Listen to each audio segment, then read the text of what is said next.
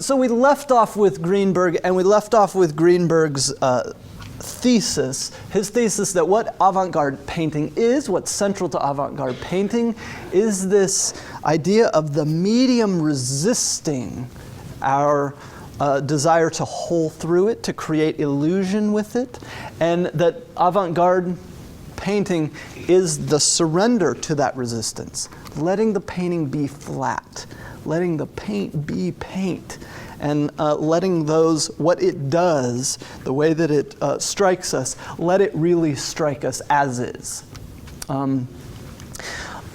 Now, Greenberg's essay is interesting in a lot of ways, and he wrote a lot. If you're interested in Greenberg, there's lots to read from him. So his essay is interesting, but we could add a lot to it, I think. It's pretty specific. I mean, you kind of might be raising the question, really, is avant-garde painting, was it always really a matter of just purifying the medium? That's really what all the artists were thinking about? I don't think so. I don't think that's a big enough explanation. I mean, there might have been several of these artists. Manet seems to be one of them, and a number of avant-garde artists seem to be very self-conscious about the material itself, the medium itself, and kind of philosophical about the problems of painting. What can painting do? What can't it do? What is it for? What isn't it for? But is it just a philosophical exercise? Because this is pretty philosophical, right? Purity of painting, self-sufficiency of painting. Seems like we need to support Greenberg's explanation with a lot of other explanations. I mean, it certainly applies, his explanation certainly applies to a lot of painting, like Cézanne. Cézanne is someone you'll hear referred to over and over in 20th century art making because of the way that he draws attention to the flatness of the picture plane. See how Cézanne holds in tension the flat object of the painting. It holds it in tension with the subject matter, the landscape. So you kind of, yeah, that's a landscape, but wow, that's paint, that's flat paint. It kind of holds them in tension. He emphasizes the flatness, the objectness. So Greenberg seems to really shed a lot of light on why painting looks this way. And I think he sheds quite a bit of light on what happens with Cubism, sort of the very beginnings of Cubism with Picasso, and that conveying of a subject matter, but a real flattening of it, drawing attention to the constructed flatness of the painting. And I think we also have with Picasso a kind of Manet. We looked at Manet before the break, how he was taking the conventions of painting, the nude, the still life, the landscape, and kind of wrenching it out of joint to draw attention to those conventions. I think Picasso is very much doing the same thing. So Greenberg, I think, sheds a lot of light on Cubism and what's happening with the picture plane. Why are the paintings becoming so flat?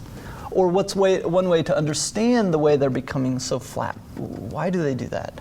I think Greenberg has a lot to offer us there.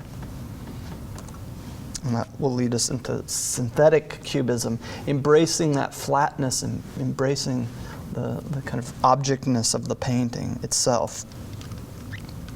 We see this with Matisse as well. And you see this in almost all modernist painting. You can identify a modernist painting, by its attention and self-consciousness to the flatness and constructedness of the painting.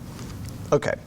And for that reason, you have Greenberg saying what he does, and you have Michael Fried, who's Greenberg's, I believe he was Greenberg's student, and he's certainly Greenberg's kind of supporter, advocate, right-hand man, if we can say that. And Fried says this, roughly speaking, this is his explanation of modernist art history.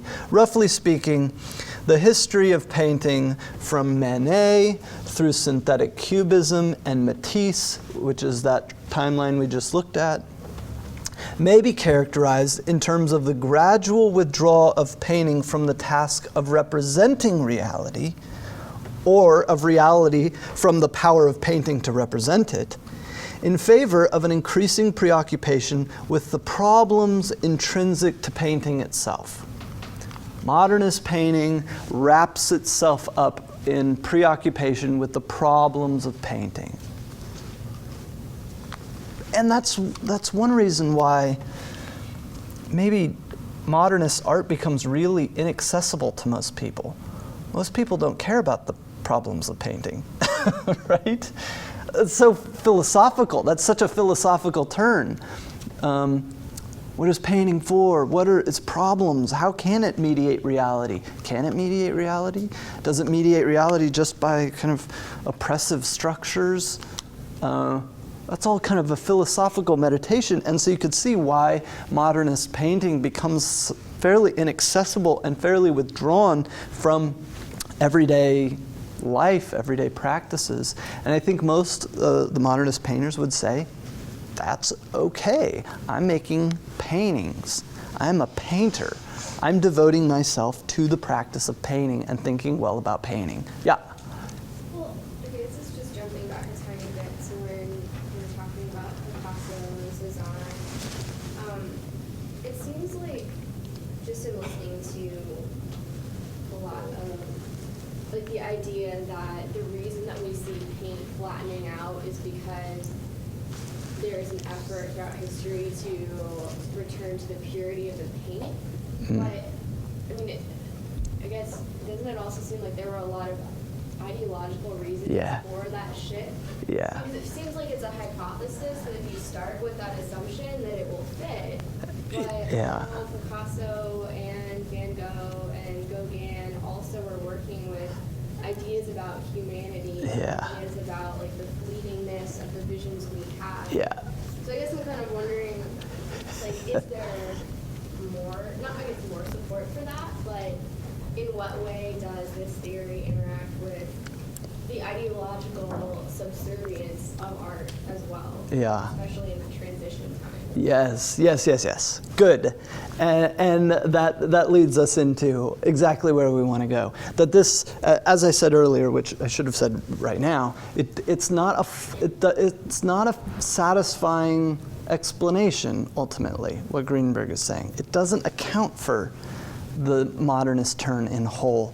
It really philosophizes it and really focuses it on the particular problems of painting, but it makes it fairly unsocial, as though you just would have arrived at modernist painting if you just would have thought about painting long enough.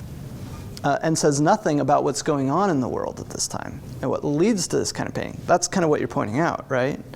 Okay, and let's talk about that. Let's unwind that a little bit.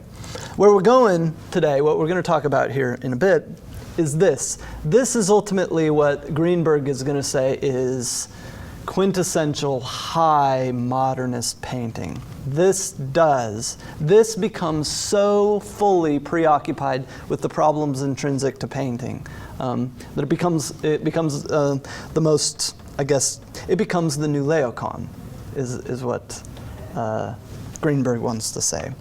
But as Amy pointed out, this doesn't fully account for modernist painting. I think we have to support our understanding of what happened by adding to it.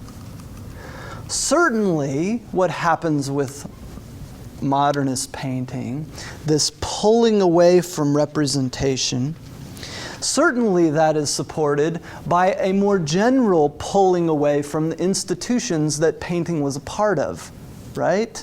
In the 19th century, we have people like Karl Marx, who is critiquing the various economic systems that have defined the West and have given rise to Western culture. He's critiquing them. He's critiquing capitalism specifically, and he'll critique the church, the Western church, and those critiques would go a long way to destabilizing those institutions, right? economic institutions, religious institutions, and the degree to which painting was part of those institutions, specifically representational painting was part of those systems. To critique the systems also demands, if you're going to be thoughtful about it, a critique of the painting methods or the artistic methods that go along with those institutions. Not just the subject matter. It's not just keep representational painting, and rather than turning it towards the Madonna and Child, turn it towards Lenin or something, I don't know. Instead, you might critique the mode itself, the mode of representation. And you have Nietzsche, who is also critiquing institutions, Western institutions, specifically Christianity, and various social norms. And those are going to create a kind of a radical rethinking of the way that we do things, the way that we form meaning and think about meaning in our society. Paul Ricoeur, who's a French theorist, referred to Marx, Nietzsche, Freud as the masters of suspicion. They're very suspicious of the systems that shape your life, the things you take for granted in the way that you perceive meaning in the world. They're going to become suspicious. They always want to back up the train a little bit. Back it up, back it up. Wait a minute, how did you get to there? Why are you assuming that to be the case? And that we find paralleled in art making in the 19th century. This kind of growing suspicion about the media themselves, what's being represented. I think you also have to take into account that when modernist painting really flourishes, is during really chaotic times. World War I, for instance, is just devastating to Europe, devastating to the world, devastating to the United States, and devastating to people's sense of stability and comfort in the world. Just devastating in a lot of ways. Extraordinary loss goes along with World War I and the surrounding conflicts. And World War I is particularly interesting because it's such an industrialized war, right? It's a war in which they're using old kind of fighting techniques like trench warfare. You build a trench, you get up and you run and you charge. They're using those techniques, but with industrial weapons, industrialized weapons, the machine gun, the airplane, chemical warfare. So it was just a slaughtering of people through specifically industrialized means. And that was all wrapped up in this kind of growing suspicion about industrialization itself. Marx is suspicious of industrialization, and a number of Europeans become very suspicious about what growing technology does to us, what it makes us capable of doing to each other.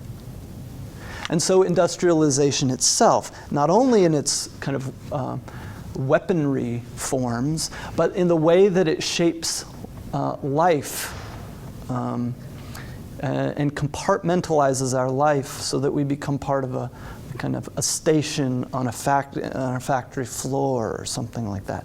We become increasingly mechanized is the growing suspicion and the growing fear, right? This shapes our life. It shapes our values. It changes us in one way or another. And you have to put in this context, I think, this growing industrialization, particularly during the 19th century, you have to include in that the growing of visual, or the development of visual industry, technologies, like photography. We get photography in the 19th century. The first kind of public display of photography in 1839. And photography is going to totally change the way that we see, I think. It changes the way that we look at ourselves, at each other. It changes the way that we look at places and record places. The way we look at ourselves. This is allegedly the oldest surviving self-portrait. Doesn't look like he was quite ready for it, huh? What am I doing here? And I think it changes the way that we look at history and the recording of history. I mean, if up to this point, the way of making images and recording what is seen and telling stories visually is through painting, where you look, but you construct. You construct this, you construct that. You pay attention, close attention, but it's ultimately a painting is a construction. Somehow photography comes along and it almost removes, in a sense, the construction aspect. It removes the subjectivity a little bit. It's now a mechanism, a machine, as efficient as the train, the locomotive, the printing press, and so on. It's this machine, this mechanism that can look at the world and look at it objectively. And it can record it with extreme accuracy, and it can record moments in time rather than this stretching out over long periods of time that a painting requires. And so it becomes sort of a scientific way of looking, an objective way of looking, but it also becomes somewhat disappointing in a way. I mean, it's miraculous and mysterious once these images are showing up on glass plates and on paper and so on. It's miraculous, but it's also, I mean, if you were to paint Lincoln on the battlefield of so on and so forth, if you were to paint Lincoln, I doubt you'd go about it this way. It's kind of unromantic. It's sort of stiff. It's kind of everyday. It's too objective in a way for the history of painting, what painting had been.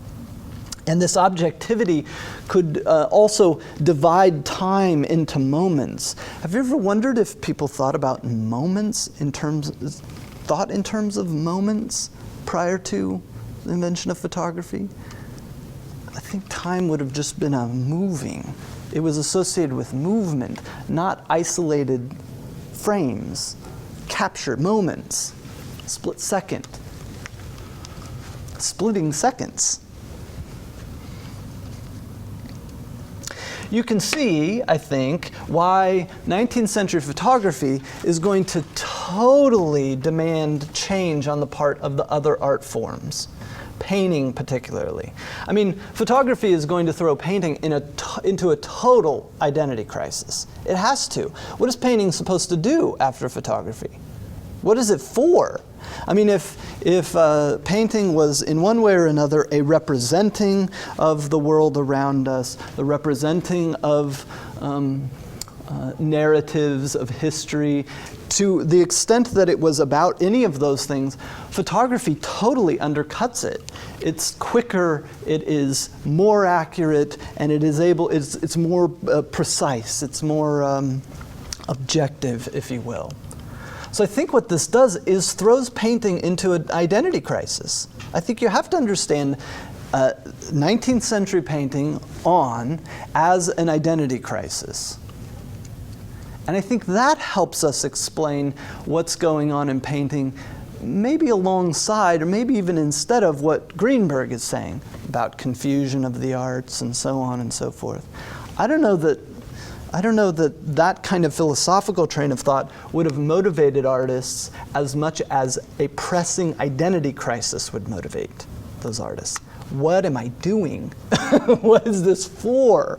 What can painting do that photography can't do? And that question I think there are two answers that come to us in modernist painting, and I think we're seeing the shift. And it's no coincidence that the unfolding of and the development of photography is followed almost immediately by the development of modernist painting. I don't think those are coincidences. You have to tie them together. So the painter asks him or herself, what is painting for in a photographic age? What can it do? And I think there are two basic answers that might be helpful for us to identify. Two basic answers. One kind of symbolized, you could symbolize it in Van Gogh, one in Cézanne. With Van Gogh, I think the answer is that if you ask the question, what can painting do that a photograph can't, or that photography can't? The answer that Van Gogh poses is a painting is thoroughly human. It's a thoroughly human way of responding to the world. So against the mechanized camera lens that looks at the command of a person who pushes the button, but it operates in a sort of self-contained way, if you will. It's an instrument. It's a machine, a mechanism. In response to the mechanical eye, or in contrast to the mechanical eye, painting can be a thoroughly human response to the world, where I take it in through all of the messiness of my psychology, of my personhood, of my point of view, and I let all of that into the painting. I just let it be a human construction. And what becomes featured in that? The emotional response. What you can do, what a painting can do that a photograph can't, the train of thought goes, I think, is that it has an emotional response to what it sees. And that emotional response shapes how it's seen. So is Van Gogh painting the swirls in the sky and painting these kind of brush strokes because that's what he sees? Or is he doing it because that's how he sees? That's the way to most kind of faithfully be about what he's encountering, be about his encounter. Does that make sense? He encounters the world as a sort of moving, energetic, full place. And I can get at that through painting in a way I can't get at through photography. That might be one argument. And you'll notice that with Van Gogh, why do the brush strokes become so prominent? Because they are painting. This is a human making this thing. This is not objective. And I have no interest in it being objective. This is me responding to the world on canvas, making a painting about the way that it appears to me or presents itself to me. And that train of thought, we'll call it the Van Gogh train of thought, is going to lead into what we call expressionism, where the emotional activity of the artist becomes more and more prominent. And we see that in Kandinsky, and we see that in a variety of places. With Munch. What is Munch painting? Not what the world looks like objectively, but the way that it's inhabited by humans, by people, the way it feels from the inside. Especially the way it feels from the inside in a time that's becoming increasingly marked by alienation and conflict and frustration. And those become the domain of painting rather than photography at this time. Photography will change, as I've already alluded to. But at the time, photography is objective and scientific. Painting is not and shouldn't be. In fact, we're reacting against the objective and the scientific because it dehumanizes people. So how do you humanize people? You paint like a human paints, with all of the conflict and the agony and the loss and the joy and the humanness that goes along with that. Kollwitz, who is painting, drawing as a German during both world wars and the intervening depression and so on. photography is totally ill-suited to what she wants to be about. It's a mother trying to hold together what's left of her children, of the next generation, with all of the missing and or blinded fathers that are left from the war. And there are lots of examples, different shapes that this will take in the early 20th century, this kind of expressionist mode, this human response to the world, as I'm calling it, that is specifically flattening and avoiding realist representation. And making work about how things feel or how they're experienced more than how they are seen objectively. And this expressionist wing or arm of modernist history is going to run through surrealism, where artists are becoming increasingly interested in Freud and in psychoanalysis and in the unconscious. Why? Well, for a lot of reasons, but because those are kind of human responses to the human situation. And this is, once again, in the context of a painting's identity crisis, this is something, these are depths that painting can mine that photography can't. Does that make sense? Okay. The other answer, potential answer to this painting's identity crisis in the face of photography is not the emotional or expressionist route, but what I'm going to call the structuralist route. And this is the route that Greenberg is picking up on. He doesn't really have much of an explanation for this. He doesn't really spend much time. It's too expressionistic. The structuralist route is what we'll call this. This is the line that runs through Cézanne, where it really is a philosophical, what is painting for? What can it do? This is both an object and it's a landscape. And it's both simultaneously or alternatingly, and that poses certain problems. Can it be a landscape or should it just be a painting? And at any rate, what painting can do that photography can't in this instance is start to analyze that stuff. It can become philosophical. It can start becoming, I guess, linguistic, if you will. What does the linguist do? The linguist takes the way that we talk every day. When I'm just communicating to you, I'm not really thinking about the language I'm using, the grammar I'm using. I'm just communicating. The linguist will take that and take it apart and try to understand how it's possible that you and I could be thinking the same thing at all, right? How could communication take place? How does that happen? And so the linguist draws attention to the language, the structure that communicates, right? In a lot of ways, painting, what painting can do that photography can't at this point is become self-consciously linguistic and start taking apart and analyzing the way that it conveys meaning and carries meaning. And that's the line, I think, that runs through Cézanne and Cubism.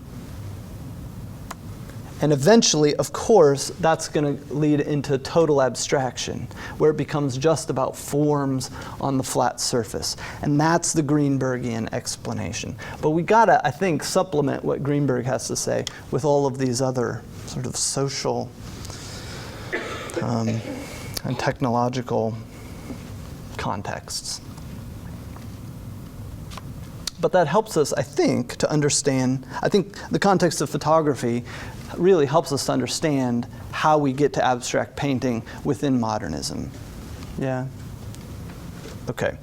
It is interesting to note that both of these responses to photography that I'm identifying, there might need to be more here, I think there are, but these two main ways of responding to photography on the part of painting, it's interesting that both of them lead into abstraction. They become increasingly abstract. Because in relation to photography, what should be the domain of painting? Paint. Representing the way that things look is now, I suppose, the domain of the camera. Representing or being about the way that things feel or are experienced, or the way that they mean, this kind of structural analysis of the way that painting carries meaning, or what a painting is, or whatever. These are things that painting can do that photography can't, and both of those will lead to increasingly abstract ends because photography has so undercut painting's ability to represent the world. What do you think? You buy that? You can buy it for now and let it simmer. Both of them lead through abstraction, and both of them are going to then meet again, so the theory goes, in what we called abstract expressionism, that simultaneously accounts for both responses to photography, both responses to painting's identity crisis, right? The expressionist response to photography, painting can be human, a thoroughly human way of responding to the world. And the structuralist response to photography, painting can analyze the way that images mean in a way photography can't. Both of those are going to meet in abstract expressionism, holds those together. And this is the work of Jackson Pollock.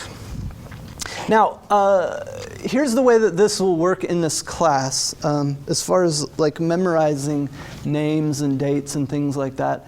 I really think that when art history is taught in such a way that it becomes basically a memorization game, it's missing the point really badly, right? I think memorizing which painting is which, that this painting is Lavender Mist from 1949, is good, but that's way down the line. You memorize things like that when what Pollock is doing is meaningful to you, and it becomes important to distinguish which paintings are 1949 and what paintings are 1947. Does that make sense? That's not what comes first. And so that's not what we're going to emphasize in this class. What we're going to emphasize in this class is trying to understand, get inside of, why is this significant? What contribution does Pollock make? What are its possibilities, and what are its flaws? I'm interested in that. Along with that, you need to know who Pollock is, and you need to know who certain artists are, and you need to have a rough date assigned to them, because otherwise your timeline is a total mess. But what we'll do in this class, I'll hold you accountable to knowing certain artists, being able to identify that certain paintings are by certain artists, and I'll also hold you accountable for a rough date, dating them roughly. So for Pollock, and I'll usually point these out to you, Pollock we're going to date to about 1950. So we'll get to know who Pollock is, and we'll try to locate him, or anytime we see one of his paintings, we'll start by thinking 1950. And if you refine from there, fine. But that shouldn't be your first priority. Your first priority is thinking well about Pollock. Any questions about that? So I'll usually almost always tell you the approximate date to give to artists. The more specific date to remember with Pollock is probably 1947, but we'll get to that. 1950 is roughly when he's going to be really important. And that is after World War II. The world really changes in World War II, and Pollock becomes, in many ways, a sort of symbol for the ways that it is changing and for the sort of new directions that art making is going anyway. So let's dig inside of Pollock's work a little bit, try to understand who he is and what he's up to. His earlier work, in the earlier 40s and even in the later 30s to some extent, he's deeply interested in mythological themes. I think we would locate him if we take those two trains of thought, of modernist trains of thought. If we take those, he would probably fit more into the expressionist side. He's interested in myths. He's interested in ancient cultures. He's interested in the way that that painting might be able to uncover sort of human archetypes about the way that we think and what's valuable to us. And he thinks painting might be a way of uncovering those, expressing those, articulating those. So he paints a painting like this, which is She-Wolf, which as messy as it is, and as energetic, kind of urgent as the whole thing is, it has a specific subject matter. Certainly in the title, but even in the form. The subject matter being the she-wolf, which is the kind of origins, from the origins of Roman culture, right? That according to Roman mythology, Romulus and Remus, twins, were abandoned, left to the environment, and they were taken care of, rescued by a she-wolf, a female wolf who rescued them and raised them. So they were raised by this wolf, and those two twins then went on to found Rome. Rome is named after Romulus, who ends up killing Remus after they found Rome, right? It's a messy, kind of dark, fascinating myth story that is just the sort of thing Pollock is going to be interested in the early 40s especially. What is that about? How is that about the human condition? In what way is Pollock in 1943, World War II, identifying with Romulus and Remus, the she-wolf, this wild, uncontrollable, dangerous animal that's raising me, in a way? It's shaping me, making me into something. And how does painting, my kind of activity, this kind of activity, part of that wrestling with this myth, wrestling with today's culture, modern me, and so on. And he would do all of these paintings that initially are just, they're kind of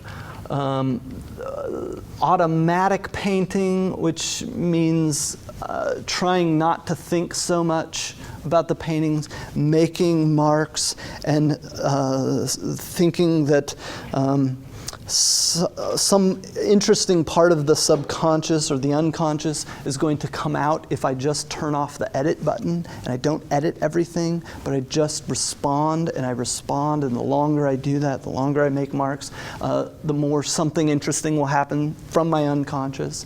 So he's got some of that coming from surrealism. He's got some of this expressionism that's just a kind of angst-ridden, almost construction of these forms, perhaps a male and female form with this dog in between, lying between, that's either dead or waiting. Is it scary, or is it domesticated? Is it wild? And all of this is rooted in his interest in the unconscious and in psychoanalysis, specifically Carl Jung's psychoanalysis. Are any of you familiar with Jung, taking psychology? Yeah. What Jung formulated is that our dreams and our unconscious, what's there, are archetypes. That there's something that all of us share. We're kind of hardwired in our innermost core in the same way, and there are certain archetypes that all language points to and that all ideas point to. How do you get to those archetypes? Well, you look at different cultures and how they're saying certain similar things before they're kind of corrupted by making it too sophisticated, right? So how do you get in touch with your archetypes, the archetypes? Well, going back to that automatic painting, that kind of turning off the edit button and seeing what comes out. And hopefully what comes out is something that is deeply human, or something that is common to all of us. I'll let you look into Jung more on your own, but all of that to say, Pollock is really interested in Jung. He is undergoing Jungian psychoanalysis at this time, and he's making paintings out of this kind of orientation. And is interested in ancient cultures and their art making as a way of tracking back to these kind of archetypes, these archetypal symbols. And he's getting this from other modernist artists, European artists, like Miro. Juan Miro is talking about much the same thing, archetypes, archetypal forms, forms that emerge when I turn off the edit button and just allow myself to respond to the canvas.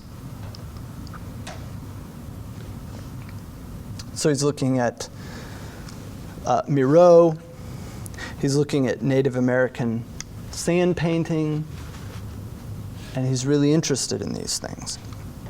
And the paintings gradually get more aggressive, I suppose, a little more vibrant, maybe a little more orderly in their own way.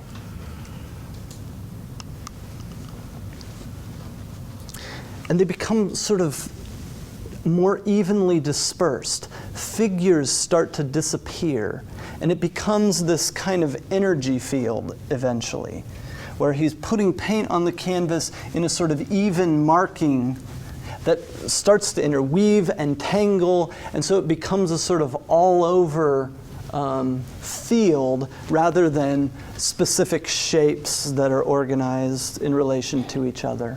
It becomes a sort of energy field where the colors and the shapes overlap and intermingle. And the subject matter is disappearing. At this point, though, the titles are remaining. So the subject matter is disappearing from the painting, but they're still attached in the titles. And that's going to be an interesting dynamic that we'll continue to see happening in Pollock and in others.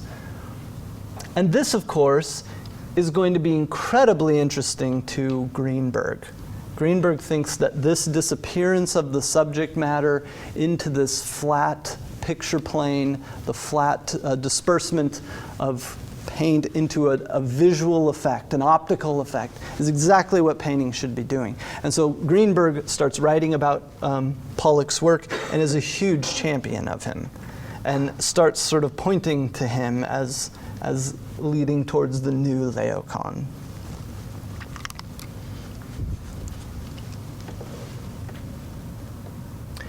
And in 1947, and this is why I mentioned that date specifically, in 1947 something really important happens in his work.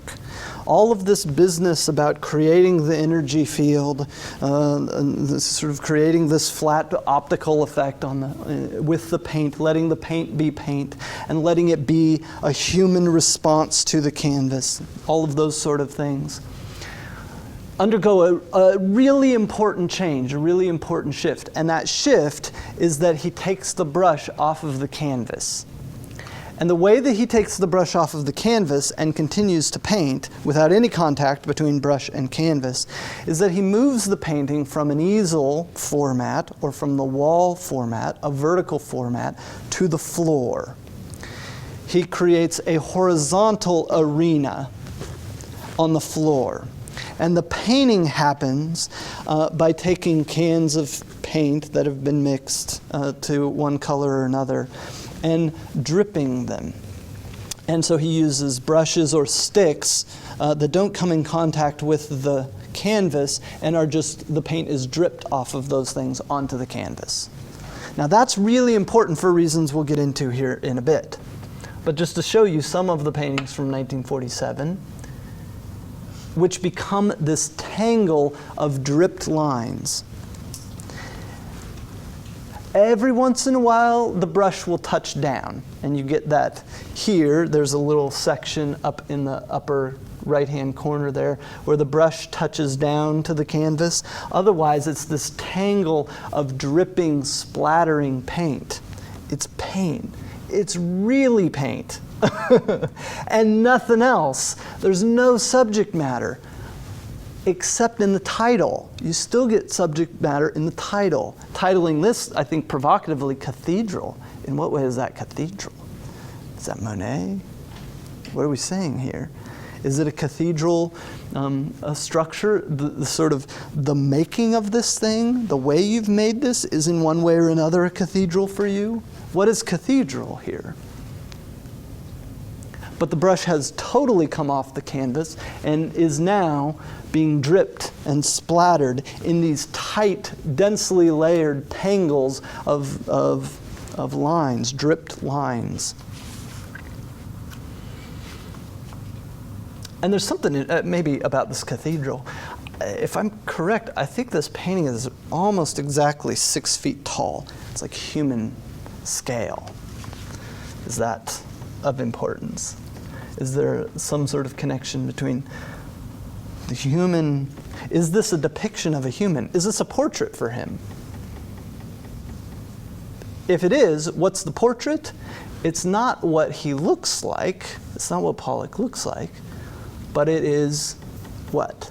What is this painting? What does this show you? What do you see in it? There might not be anything to see in it, but what is it? What's that? Movement. Record of movement, right? A person moving in space, making decisions. Is that the way to portray a human person? The movements, the decisions that he or she makes. And he continues these drip paintings, as they're called. And in 1948, notice that the titles start to disappear. And you get number 5, just number 5. So there's no reference that the painting is making externally to any other subject matter. And I think this is very linked to the influence that Greenberg is having on him. Greenberg is not only championing his work, but also having discussions with him, arguing with him.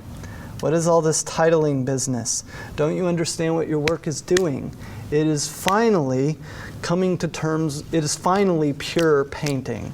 This is the purest painting has ever been. Don't attach a title. Just let it be painting. Fully pull back the subject matter and just reveal medium in all of its glory, the medium of painting.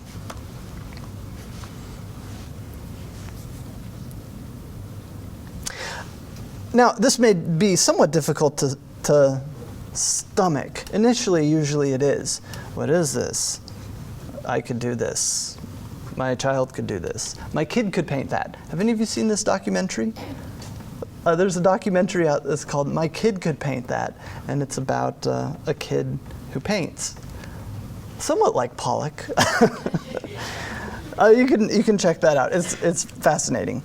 But those are usually the kind of critiques leveled at it. It seems to demand not a whole lot of skill on the part of the artist in traditional terms. There's no subject matter. This just seems like a meaningless mess, is I think the initial response. Yeah? Well, when you look at it, it really isn't a mess. I mean, just looking at it right now, it's like all the colors work together, and there's parts that can't. It's like I'm looking at the entire thing going, there's not one part that's missing something. And he put yellow where there was supposed to be yellow. He intertwined gray where there was supposed to be gray. Yeah. Okay, good. So we already have order. There's an ordering process. And the very fact that all of the paintings have a similar strategy behind them means there's some kind of an order. It's not just arbitrary. Yeah, good. And there seems to be some effort to compose the thing.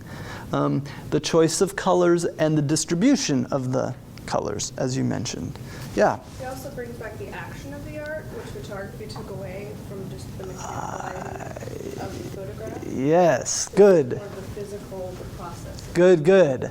So if we're going to read this thing and interpret this thing, it's not so much by what is seen in it, but we have to back up to the activity that made it. Good. Were there a couple other comments? Yeah. Yeah, I was going to say, like, I've tried or attempted to kind of mimic Pollock a couple of pieces, and it's like, I try, but it doesn't look like a Pollock. It looks like just me trying to make a Pollock. Yeah. He has his way of doing it that I have no idea how he did that. Yeah. But I'm doing it my way. Yeah. So it's going to come out completely different. Yeah. That's a wonderful comment. I think I would actually, I would encourage you at some point to try to paint like Pollock. It will really open up, I mean, you can't show the paintings to anyone because you're just ripping off Pollock, right? I mean, that's the thing. If, you could say, well, anyone could do this, but you can't do this anymore because you're just a Pollock ripoff. And there's nothing worse than a Pollock ripoff. Oh, no. But to do it, to try to make one of these paintings gets you inside of, it helps you understand these better. They are weird paintings, and they are weird to make. They're really weird to make. And there's something so important about his own bodily motion and decision with this that you kind of perhaps understand only by trying it yourself. Or you understand it bodily by trying it yourself. Yeah, good. So there's no subject matter, but is there content? Yes, good. And in the first, that's a great question. And in the first half of this class, Greenberg wanted us to distinguish between subject matter and content. And that's what we're going to have to get after. Where's the content here? If there's not subject matter, what does it mean? Because it must mean an extraordinary amount given the volumes that have been written about these paintings. How does it mean? What does it mean? What are the priorities we have to bring to it in order to see what it's meaning? Exactly. And I think we have to start by saying it's not, once again, by subject matter or reference to outside reality. It's not made to look like something. Not even to look like a tangle or a tangled web or a tumbleweed or something like that. It's not referencing any outside objects. It is supposed to be itself. It is supposed to be its own surface. And what this means is that painting is no longer functioning as a window. The tradition of painting, of representational painting, is that we organize what's on the canvas in such a way that it operates basically like a window. We look through the painting at figures, at landscapes, at still lifes, and so on. This is no longer a window. In fact, it would be more accurate to refer to it as a floor rather than a window. What's a floor? How do you respond to a floor differently than a window? What's the difference in your experience of them? You stand on it. There are volumes written on the difference between vertical and horizontal orientations, and we'll talk about that more next week. Vertical, what does it mean to regard the world from a vertical standing position? Windows, because we're standing people, we look through and we look out at, and we look at from a distance. Floors undergird you and support you. You can't be without a floor. And the floor, there's no distance, so to speak. It upholds you. It's the thing you're walking on. It's the thing you're standing on. It's what makes possible you viewing through windows. But the organization of a floor is very different than a window. There's not that distance, that over there that happens with a floor. It's the thing that it just accumulates. And gravity holds us to it, and anything that I drop, like dripping paint, it catches, it holds. It becomes a resolutely flat, opaque surface that collects rather than opening up to us, right? A window opens onto something. A floor collects, and it collects action. It collects activity. It collects what I do on it in one way or another. The floor is an arena. The window is an other, a somewhere else. Does that make sense? That language of the arena is going to become important for these paintings. Was there someone else who had a comment? Okay. And in a lot of ways,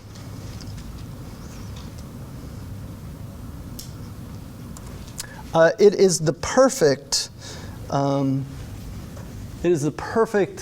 fulfillment of Greenberg's thesis that we saw earlier. The history of avant-garde painting is that of a progressive surrender to the resistance of the medium. There is no kind of more tangible resistance to the medium of painting than letting paint be pulled by gravity until it stops on the canvas floor, right?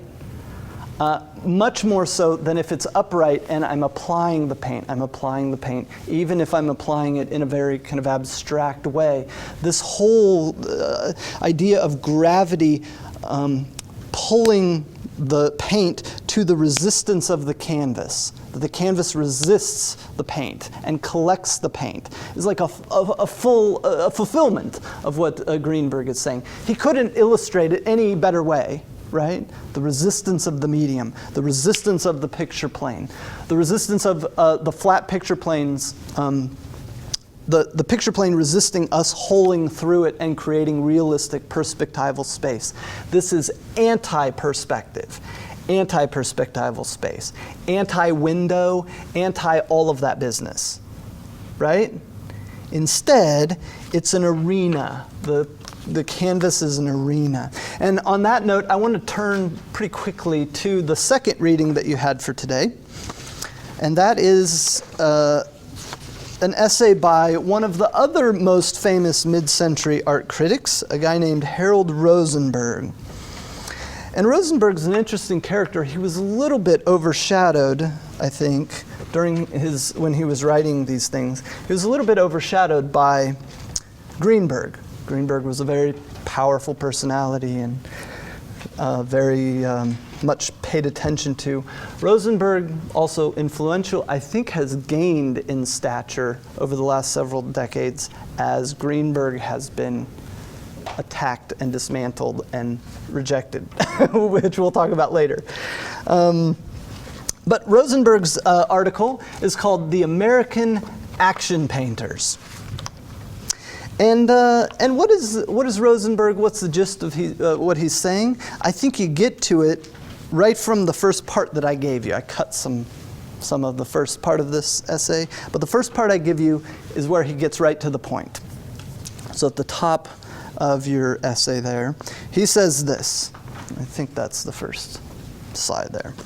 He says this: "At a certain moment, the canvas began to appear to one American painter after another as an arena in which to act, rather than as a space in which to reproduce, redesign, analyze, or express an object, whether actual or imagined. What was to go on the canvas was not a picture, but an event. The painter no longer approached his easel with an image in his mind. He went up to it with material in his hand to do something to that other piece of material in front of him. The image, if there is an image, would be the result of this encounter." Ooh. Rosenberg is giving us a different rubric for understanding modernist painting, right? Greenberg is talking about the purity of the medium, the blah, blah, blah, the purity of the purity. Rosenberg, I don't think, could care less about the purity of the medium. What does Rosenberg care about? How is he describing the development of abstract painting? He's talking about painting as a different way of, he's interested in a different potential for how painting can carry meaning. And it can carry meaning not by picturing something, but by recording something. Namely, recording action, activity, recording an artist's decisions. And that means that the canvas is not a pure thing. It's not a pure flat picture plane. Instead, it's an arena for acting. That's different than Greenberg. They really disagree with each other, I think, when you get down to it. And he says that much elsewhere. He says this directly in contrast to Greenberg at the top of the next column. "The new American painting is not pure art, since the extrusion of the object was not for the sake of the aesthetic." That's Greenberg. "The apples weren't brushed off the table in order to make room for perfect relations of space and color and form, etc. They had to go so that nothing would get in the way of the act of painting, the action of painting." So Rosenberg is understanding painting as an arena. And if you interpret it, if you see a canvas as an arena, then it means differently, right? If it's not a window for reproducing, redesigning, and analyzing, the way that we read and interpret its meaning is the way, not that it pictures, but that it actualizes an event, that it becomes an event. It records an event. Yeah. So, if we were to look at, say, Jackson Pollock and our attempt at Jackson Pollock, the difference in this, with this definition would be that his was a better action than ours. I think that's probably right. I think that's right. If you read it through Rosenberg's lens. If you read it through Greenberg's lens, he's going to say, it's too, it's not, well, I don't know. Maybe Greenberg would be okay with it. He would read it formally. He would just be like, it doesn't have as much energy to it, or it doesn't have as much density. He'd read it only in terms of form. Rosenberg would say, yours doesn't fight hard enough in the arena. There's not enough blood on the floor, so to speak. You know what I'm saying? There's not enough energy. The energy field isn't active enough. There's not enough of an event. Yeah. Well, and I think you can't make Pollock now because Pollock has become a sort of symbol.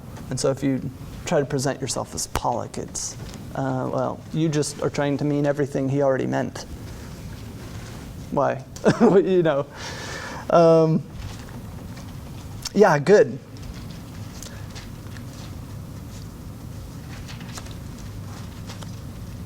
And that's what these paintings are. In some way, to look at them is to look at them in their finished form, but it's also to unwind the thing and to look at it as a person acting in an arena or in an expanse, maybe in a void. This could really quickly become a kind of existentialist. This could be existentialist painting, that the artist, individual, enters into the void and makes himself by making decisions, changing the world, making the world into something through action and decision. We'll talk about that here in a bit. And Rosenberg, if you picked up on that, is certainly paying attention to that. But here we get the priority of the gesture over the picture.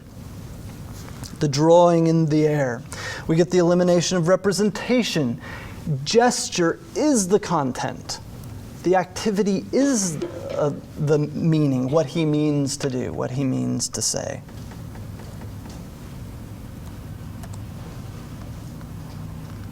This was all published, these images, the reason they say life on them, which is an interesting commentary, I suppose, just the word life. I mean, what does Pollock do? He eliminates the difference between the art and the life, in a way. The art is a person living and making decisions, and it's just a record of that, rather than a picturing of something else. Anyway, these photos were published in an edition of Life magazine in which they asked, is Jackson Pollock the greatest American painter, the greatest living American painter? The article was somewhat suspicious of that claim, but presented it as a question. I think it was 1949 this comes out, referring to a prominent, what's the phrase for it? A prominent art critic that goes unnamed, whose voice is all over the article, but he's unnamed, Clement Greenberg. Other ways of perhaps understanding this, unfolding this a little bit more. There's an artist, or an art historian and critic named Kirk Varnedoe, and he says this: Pollock reinforced this material quality by stepping on the canvas where it lay on the floor, by stubbing out his cigarettes on it, by pushing his hand against the surface of it. He affirmed that the painting was an option in the world, an extension of the physicality of the world, not a window onto anything else. It was the space in which he was moving and acting. It wasn't another place. And that's why it becomes a very hard surface in which he is putting out his cigarettes and leaving all sorts of things on it. It accumulates dust. It accumulates life in one way or another.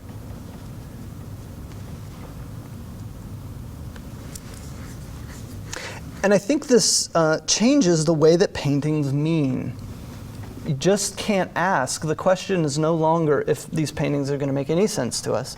Is no longer what is depicted or what is the subject matter. What is this about, even, is not the question anymore. The question shifts to, what does it mean to do this? What does it mean to do this? And that is the question that will be with us through the whole rest of the course. What does it mean to do this thing? Rather than what is this about? And this is one of the reasons, once again, why modern art in general and postmodern art after it is difficult to understand, because it's difficult to get that question right. What does it mean to do this, rather than what is it about?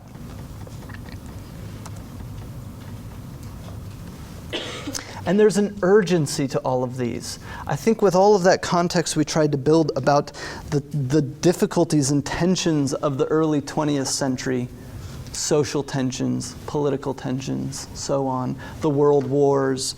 There's a sense of urgency that's built into Pollock's paintings. I don't know that they're just a kind of frivolous flinging of paint. There seems to be a kind of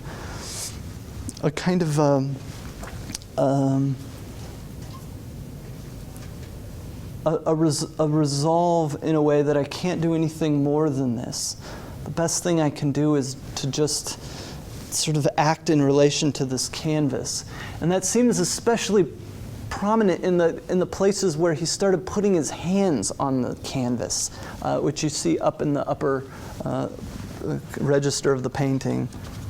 That there's this kind of urgency to slapping the resistant field of the painting, the resistant arena, the resistant surface, slapping it, coming into contact with it, asserting that he's there in one level, in one way or another.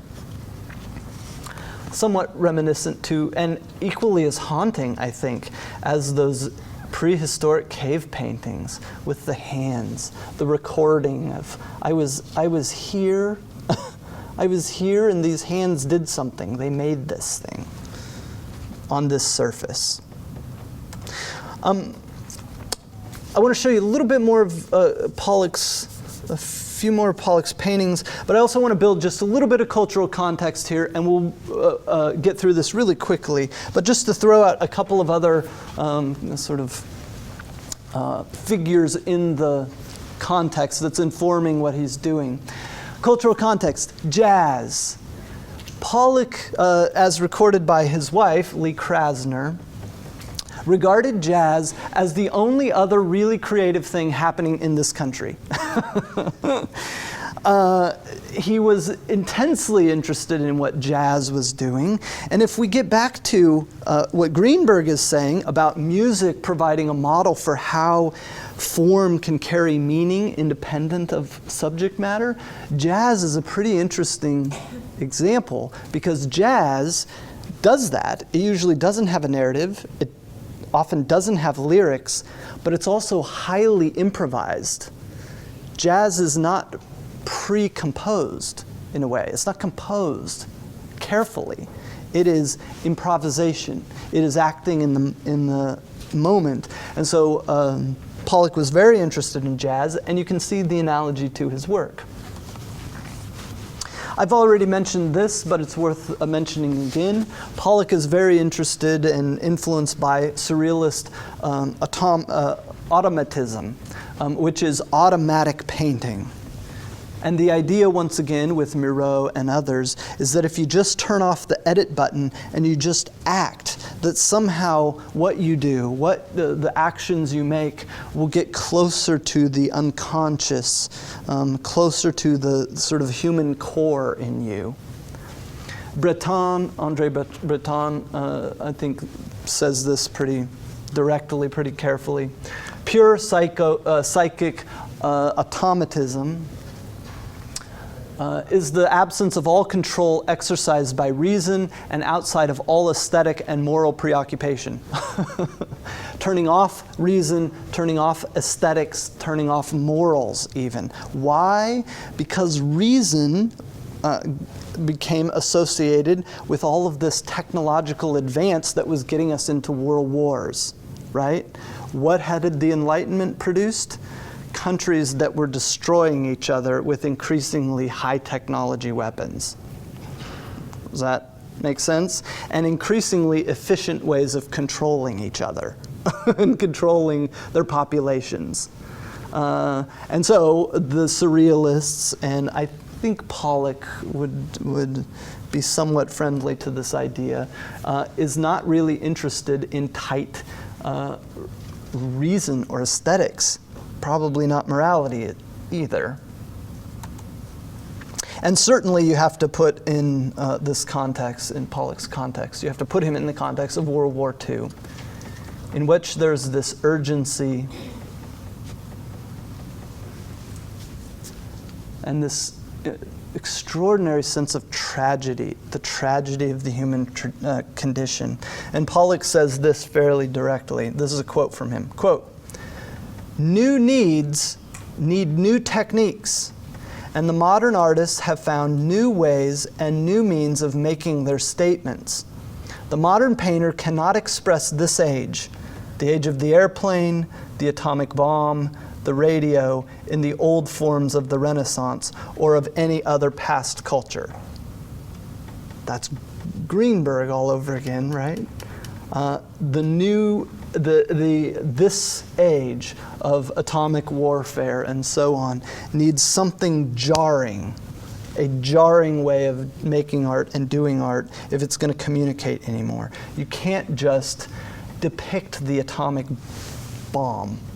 You can't just depict things anymore in a Renaissance fashion. You also have, as a context, as a side note, Pollock becomes talked about, his work and abstraction in general becomes part of the Cold War contrast, where you have totalitarian states, the Nazis, the communists, are prescribing basically classical Renaissance modes of painting, what's called socialist realism. That is awful painting. I mean, it's really technically wonderful, but it's just so devoid of anything other than workers encouraging each other. We're workers, and we like Lenin, Stalin.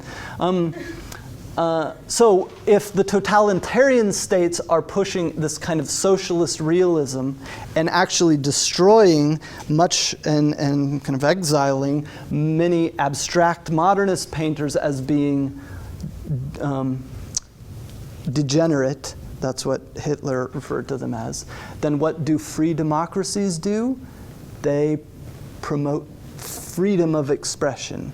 And so this abstract painting was such a contrast to what was going on in Germany and then in the USSR, the Soviet Union, that it became a kind of, this free, abstract self-expression was a democratic art in opposition to those old, confined, claustrophobic ways of making paintings.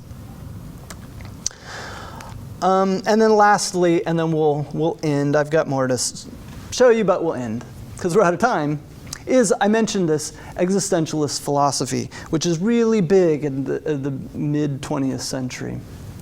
An existentialist philosophy, without going into it too deeply, is basically this belief that you authenticate yourself. To be an authentic human being is to make decisions and to act. You make yourself by making decisions. It's not that you have to get to who you truly are. You become truly something by making decisions, by making something, by acting in the world. And you can see why Rosenberg, among others, would import existentialism into the reading of Pollock. What is Pollock doing? He's entering the arena of the world that he finds himself in, and he is moving, and he's making decisions. And he is all that the painting is, all it becomes, is the record of a person moving, acting, trying to make something in response to the actuality of the world. Yeah? So you get these great quotes. Nietzsche, I'm a field, an experience, a possibility of situations. That's Pollock through and through. Yeah. So isn't it like the idea of like acting despite the meaninglessness of the world, kind of like what the author knew? Yeah. That's and like all the Sisyphus.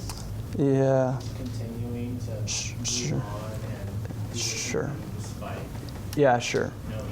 That's one wing of existentialism is basically nihilist existentialism, like Sartre, Camus, that it is asserting yourself in the face of the meaninglessness of the world, the void, the senselessness. There's another wing of existentialism that's a lot more constructive, like Heidegger.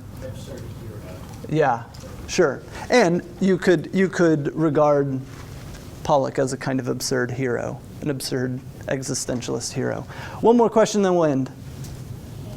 I'm kind of going back to what Rosenberg was saying about an arena of action. Yeah. And Pollock, and I guess I'm wondering what differentiates this kind of approach to painting from like performance art.